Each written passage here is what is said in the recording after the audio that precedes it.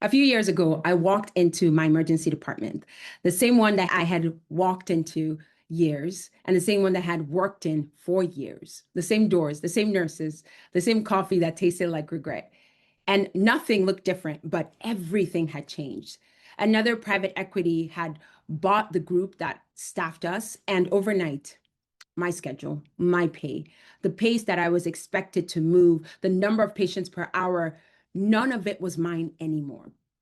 Also, my colleagues, doctors, were fired. I was still the doctor, but I wasn't in charge of my own career. I remember standing there thinking, how did I get a full decade into medicine and end up with this little control over my own life? Some people in the room already know where this is going because the exact same thing is happening in your field right now. The roll-ups, the consolidation, the MSOs that are buying up practices and quietly changing the job, the way it feels, what that feels like. So I'm not here to sell you a side hustle. I'm here because I think that a lot of us are one boardroom, one C-suite decision from realizing how little our careers are actually our own. And I want to talk and I want to tell you what to do about that. The first thing I want to do is retire the phrase side gig. And here's the problem with it. If you're a surgeon and you're pulling a strong income and you build a little something on the side that makes 2 grand, that makes maybe 2 grand or 3 grand a month, that's not a side gig. That's just a rounding error that steals your weekends. The point was never a little extra money. The point is a second engine, something that eventually detaches your income from your hands. Because right now in medicine, if your hands stop, the money stops. And that's true for me working a shift. And it's very true for you in an OR. A second engine is what gives you options. It's a thing that means the next time that private equity or hospital system or life itself changes, when it changes all those terms on you, you get to say, no, thank you. And you actually mean it. So everywhere you hear me say side gig today, I want you to hear ownership. That's the word I want you to take away from this. And I want you to hear leverage. I want you to hear the word that actually matters here, which is choice. So quick one on who's speaking to you today. I'm Nkem Ezeamama, and I'm an emergency medicine physician, and I still practice. But I practice a reduced schedule right now. And the word that matters in that sentence for me, especially, is choice. I work the shifts that I want. I'm also the founder and CEO of Phoenix Capital Investment. It is a real estate private equity firm, and we manage over 153 million in assets, in real estate assets. And that looks like more than 770 apartment units across the Southeast. And I built the early relationships that made this possible. And mostly it was through my phone and LinkedIn, and it was in between shifts. And I'm telling you the last part, I'm telling it to you on purpose because I didn't have the secret pocket of free time that you don't have. I built the second engine inside the same impossible schedule that you're living right now. And so I really want us to talk about it. And so right now we're going to move through 4 decisions. And those decisions are when it's time to start, what's actually right for you, how to run both at the same time without setting your life on fire, and whether eventually you pull back on medicine, if at all you do. So those are the things that I really want to talk about today. So let's get into it. Question number 1, how do you know when it's time? And I want to kill the most common answer first. Let's just talk about it. Most of us are waiting for the perfect moment when things calm down, when the kids are older, when you make partner at work, when the practice settles, and when you finally feel ready. And I need you to hear me. That moment is never coming. It is just not coming. Medicine does not calm down. Life does not slow down.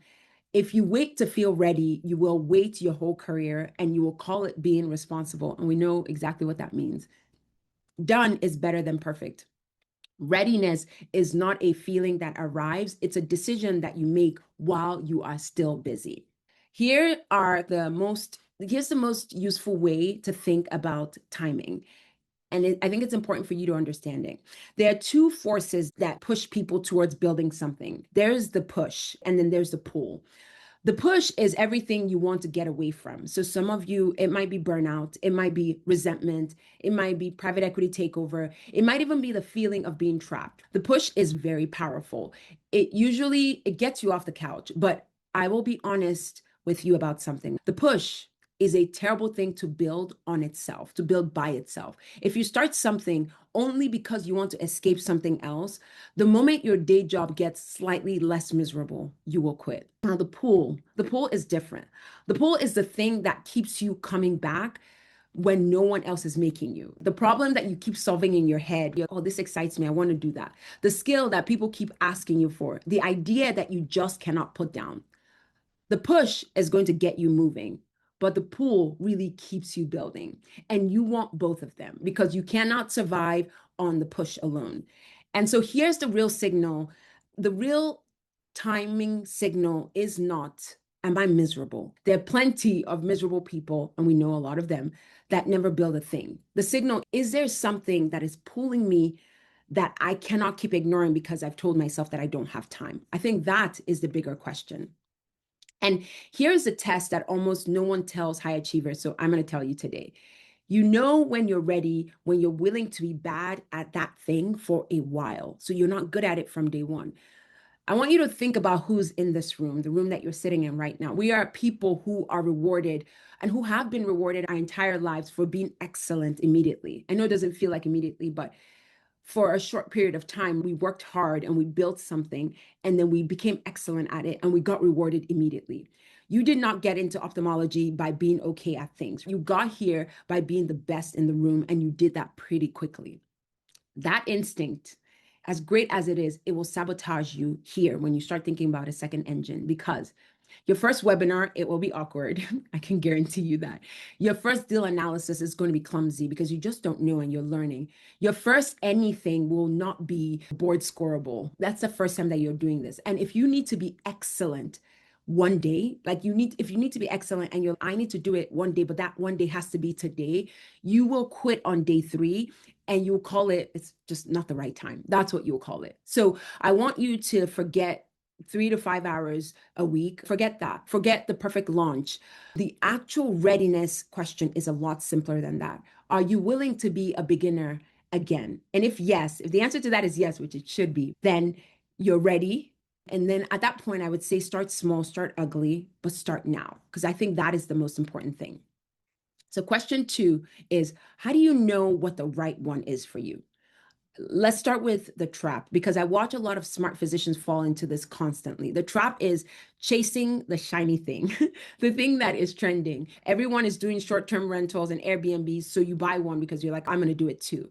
Everyone is starting a med spa, so I'm going to sign a lease and I'm going to do that thing. Everyone is drop shipping. Everyone is into crypto or whatever else the group chat is excited about this quarter. That's the shiny thing.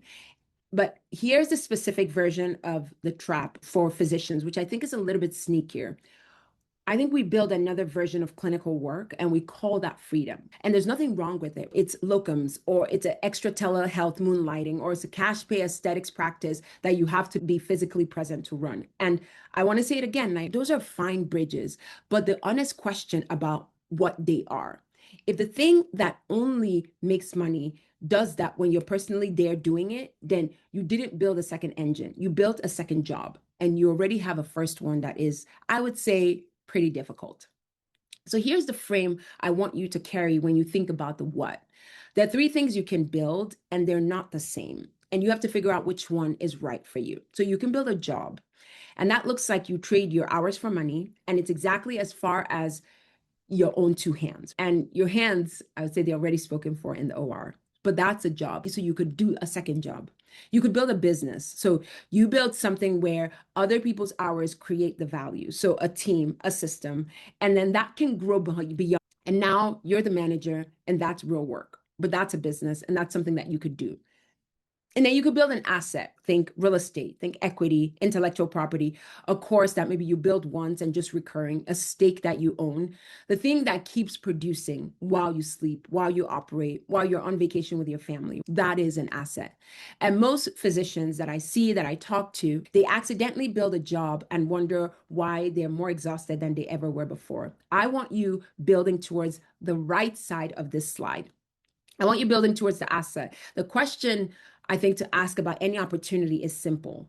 Does this eventually work without my hands? That's the question that I want you to ask. And if the answer is never, then I want you to think hard about what that could be. I want you to think hard about, is that the right thing for me? It could be, but maybe that's not the second engine that you're looking for.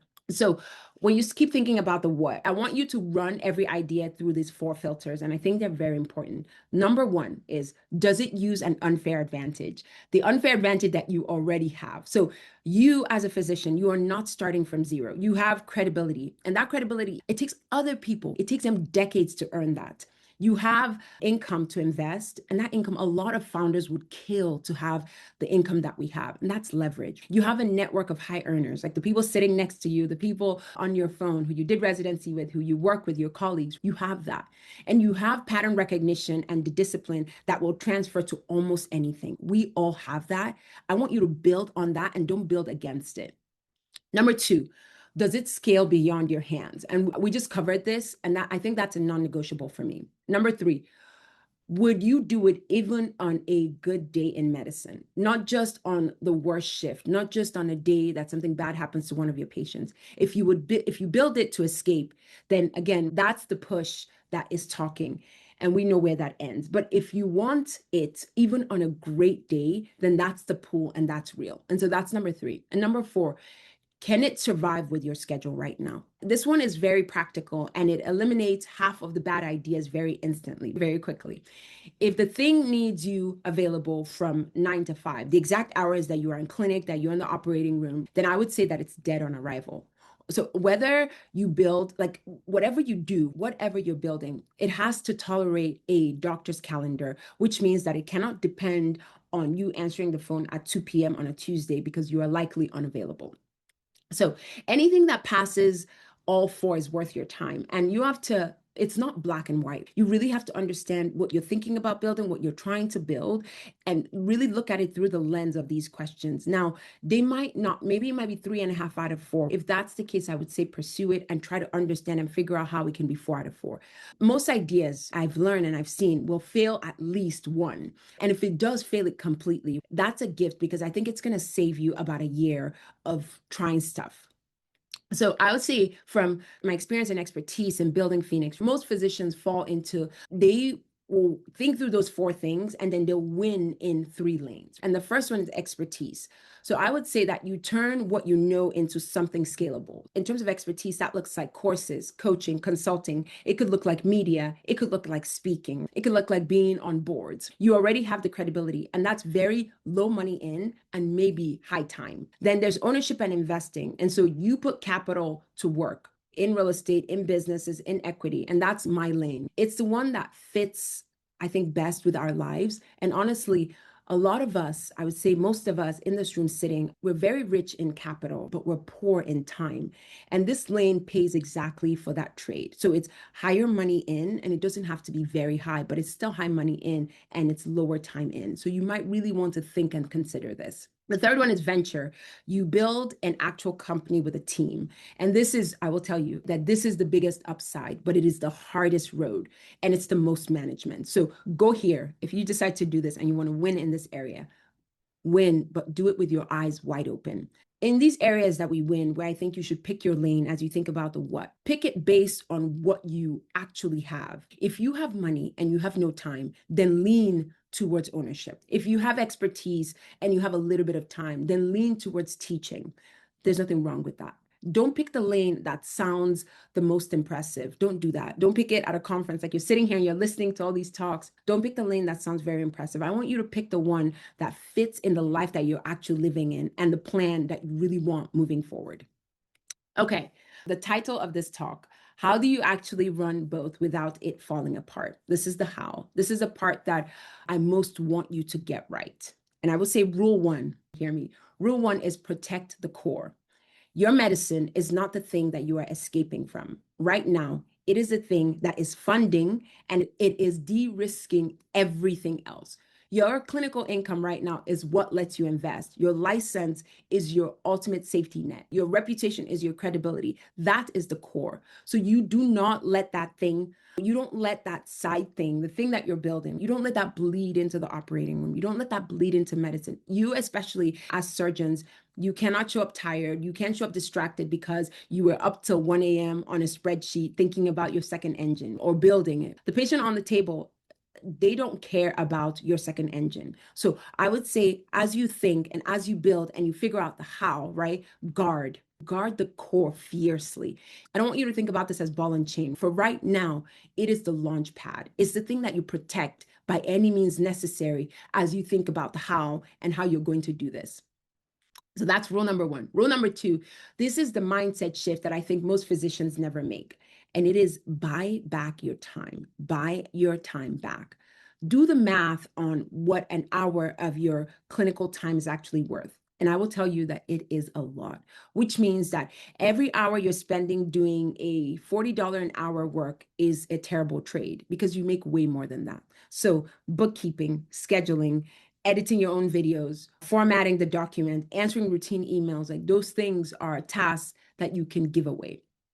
We have a very strange blind spot here. We'll happily spend 15 years and $250,000 in training. We'll do that. And then we'll refuse to spend $20 an hour on a virtual assistant. Just stop. Please stop that. What is your time worth? And buy back that time. You sitting here, more than almost any founder, we can afford to buy our time back. So one thing that helped me build was that I did it early. Before you feel like you've earned it, a virtual assistant, a bookkeeper, an editor, every low value task that you hand off is an hour that's returned to the two things that you can do and the two things that you do well, which is practicing medicine and building that engine. Everything else, you should think about offsetting that. And it's important because it's something that we were not taught, but it's something that is very valuable as you build your second engine. Rule number three, it is one domino at a time. We are maximizers. We want to do it all because we think we can do it all, and we want to do it all at once and perfectly. That's exactly how you end up doing none of it at all. When you have 4 hours a week, you cannot run 10 priorities. You get to do one and do that one really well. Every week, ask yourself one question. What is the single thing that if I did it would make everything else easier or would make everything else unnecessary? That thing, do that thing. Do just that, and then let the rest wait. And here's the part I think that makes it really real. And I think this is something that has helped me. Put it on your calendar like you're scheduling a patient. If your build time is not scheduled, if the time that you spend to build your second engine is not scheduled, it does not exist. I'll say this tongue in cheek, but you never find time for surgery, quote unquote. I'm going to find time. You block it, you put it on your schedule, or you have your assistants put it on your schedule. But treat your second engine with that same respect. You're building something. It could be a recurring appointment on your calendar, but make it non-negotiable. You don't cancel on your future self. You show up. Even if it's a small number of hours a month, you still show up. And another thing is energy matters as much as your time matters. So do your building in your sharp hours, not the dregs after a 12-hour shift. Match the hardest work to when your brain actually works. And if that looks like waking up a little early, then do that. If that looks like after a good meal and working out, make the time where your brain is the sharpest to do the thing that you're building because that thing matters. I would say there are exactly two ways that things fall apart. And I want you to see both of them coming. When you think about your second engine and you think about the how am I going to do this? The first thing is doing too much. So that looks like you overcommit. Your health tanks, and a lot of us struggle with this. Your clinical work suffers, and the whole thing collapses under its own weight. This is the driven person's failure mode. This looks like ambition, but with no brakes, because maybe you're just too excited and you want to build it. Again, think about the push and the pull. And so that's the first one. It's doing too much. The second, I think, is quieter and it's more common. And that's you dabble, but you dabble forever. A little here, a little there, but never enough sustained focus to get real traction. So nothing really ever compounds. And then after 2 years, you have a graveyard of half-started things, half-started ideas, and a story of how you're still exploring, or I'm still trying, or I'm still testing, or I'm still doing the thing, because you just kept dabbling. I tell my team all the time, the sweet spot is in the boring, and that works. It is consistency. It's focused effort. It's putting the reps in. It's protected time on your calendar. And that sustained long enough is going to compound.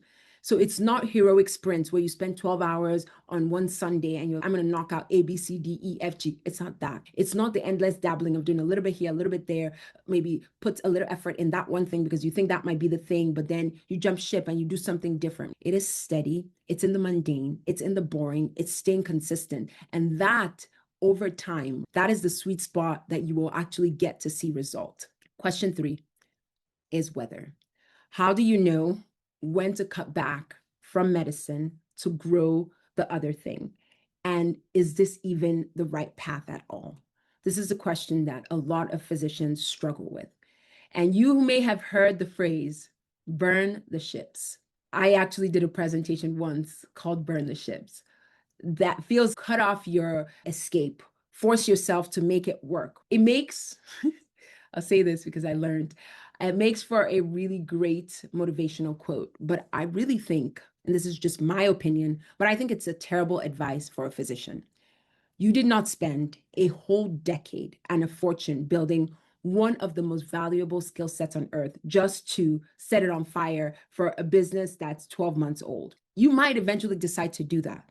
But right now, I don't think that is the right advice for you. So I would say do not burn the ships. I think you should build a bridge. Keep one foot on solid ground while you build towards the other side. And then cross slowly, cross on purpose, cross as you figure it out. Because your medical career kept longer than you think you needed is not weakness at all. It is not weakness. It is leverage.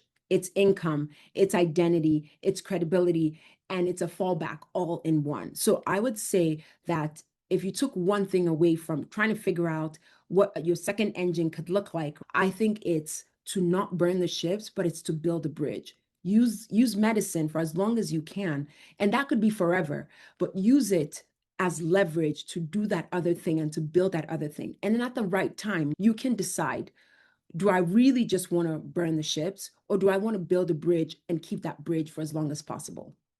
So how do you decide? Like, how do you actually decide when to pull back? And this is my rule, and it will save you from a very expensive mistake. I think that you should cut your clinical hours based on milestones, but never do it on moods. The mood version is, it feels like what everyone does. And I think it's very dangerous. You have one brutal week. You are fried, you're exhausted. And in that emotional moment, you decide to drop a clinical day. That is not strategy. That, I feel like that's a tantrum with a calendar, and you don't want that. The milestone version is this, and I did this. You pick a number in advance while you're calm, while you're thinking from a straight mind. It goes something like this. When my second engine reliably replaces maybe one clinical day or one or two clinical days, and it's held steady for, let's say, 6 months. So it's not one lucky month. Then I think then and only then do I trade that clinical day or 2 days. So pick a number, make it be something that you can work towards. And so when that comes and you can repeatedly do that thing and earn that, then you can say, I can replace it. So you de-risk in tranches. So the first thing you do is you replace, then you prove that it's durable, right? And then you cut. And you replace, and then you prove, and then you cut. So you're never guessing, you're never leaping. In some instances, you're going to bet on yourself, gamble on yourself, and you're going to leap. But you have done the work, you have tested, you have proven. And it then looks like you are stepping across a bridge that you've already built and tested. That's what that looks like. And that's probably one of the most important messages that I can tell you and that I can give. Now, the harder question underneath your question is, what if this just isn't your path? What if it's just not my path? That's fair. That's very fair. And sometimes it isn't. As you think and as you build and how you think about building a second engine while you continue to work, I think that the distinction that matters most, and most people get this wrong, this is it. And I'll say it, it's two things. This is hard is not the same as this is wrong. Hard is normal. Hard is the price of admission, which is why not everyone gets in. Everything that is worth truly building is hard in the first year. It might be even hard in the first 2 years. And if you quit every single time that something is hard, you will quit everything. And we've gotten this far to know that we can do hard.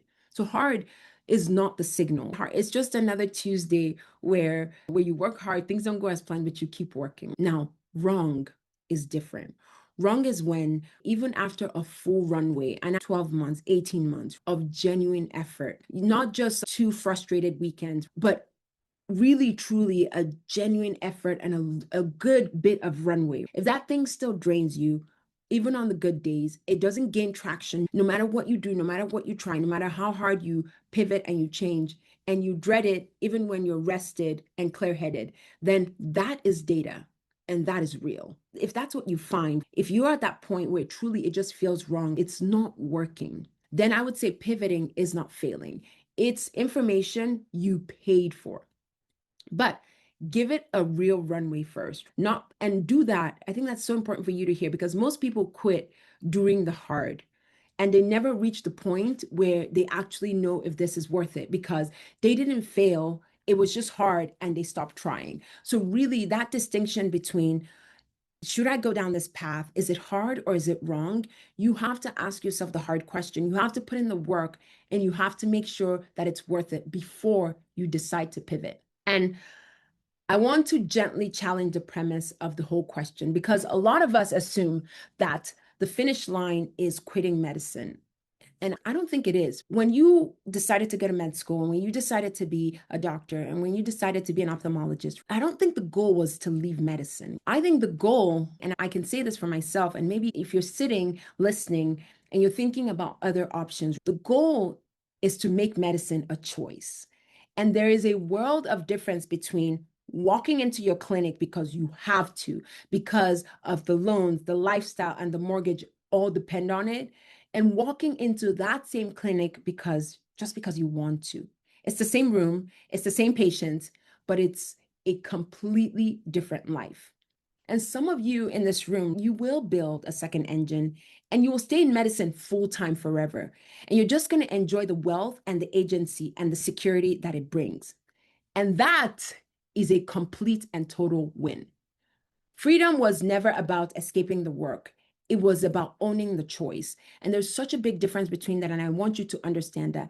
Do not let anyone, including me, especially me, tell you that the only successful ending is to exit medicine because it's not. The successful ending is agency. What do I own? What am I building? I want to close on the part that has nothing to do with money because I think it's the real reason so many of us don't start. Most of us, like me, and maybe some of us sitting in the room, we were handed a script very early in life. It was be excellent, follow the path, get the A, don't rock the boat, don't want too much. And we followed it to a T very beautifully. We followed it all the way into medicine and it worked. But building something of your own breaks that whole script. And we don't even have the whole script handed to us, but we figure it out as we go. When you own something that is yours, thus breaking that script, it means that you are betting on yourself without any single guarantee. It means wanting more when the world already tells you that you have plenty. And a lot of us high achieving women, that doesn't feel like ambition. It feels like betrayal. It feels like greed. It feels, who do you think you are? That's what it feels like. So I want to say this very clearly. Wanting agency, wanting ownership over your own life is not greed. Wanting security that doesn't depend on your body holding up is not selfish. It is absolutely not selfish. And you, of all people, an ophthalmologist, know exactly how fast health and autonomy can be taken away from a person. We get that so well. You watch it happen. So building is not you being greedy. Building is you protecting your future self. And usually it also means protecting the people who are counting on you. And sometimes there are a lot of them. So you don't need permission for that. You don't need permission for that. And I promise you also, no one is coming to hand you that permission slip. If you want to build, if you want to do the thing, it is very worth it. Here is where I'll leave you. I told you that private equity walked into my emergency department and reminded me that the career I thought that I owned was never fully mine. And some of you right now, you might be watching the same thing arrive in your practice, in your field, right now in real time. You're not the person that will stop the industry from changing. but you can decide to stop being at the mercy of it. So you already have two things that I would say matter the most. You have the hands that are skilled enough to restore someone's sight. How cool is that? And you also have the relentlessness that it took to get them. I would say this: point a fraction of that same relentlessness of building something that is yours, not a side gig, but a second engine, ownership, options, so that one day when you walk into that clinic, it's because you chose to. And that is the whole point. That has always and will always be the whole point. I want to say thank you for spending the time with me. I will see you in the Q&A, and I would genuinely love to get into specific situations there. So thank you so much for your time. And if you'd love to connect with me, I am available email, phone call, and then on all social media platforms.